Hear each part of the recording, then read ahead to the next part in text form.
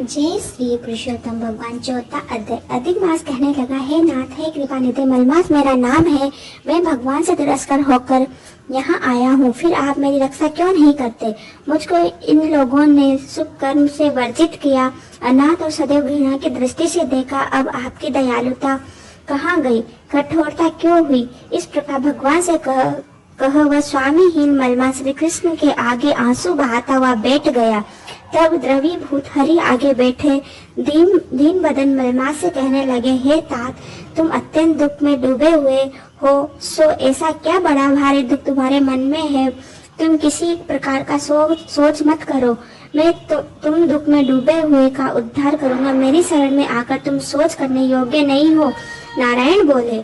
ऐसे भगवान के वाक्य सुनकर मलमास बोझल सा होकर मधुसूदन भगवान से बोला, हे भगवान, आपको सब कुछ ज्ञात है, आपके बिना इस संसार में कुछ भी नहीं है। भगवान, मेरे दुर्भाग्य की पीड़ा क्या आप नहीं जानते?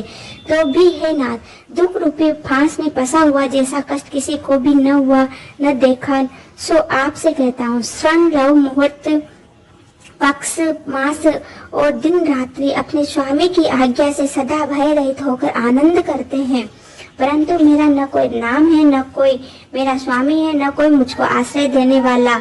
इसी से सब देवताओं ने मेरा निरादर किया और शुभ कर्म से यह मलमास वर्जित है, ऐसा सदा अंध परंपरा से कहते हैं।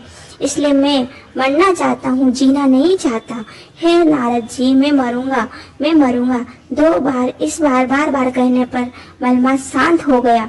यहीं पर चतुर्थ अध्याय समाप्त होता है। जय श्री पुरुषोत्तम भगवान की।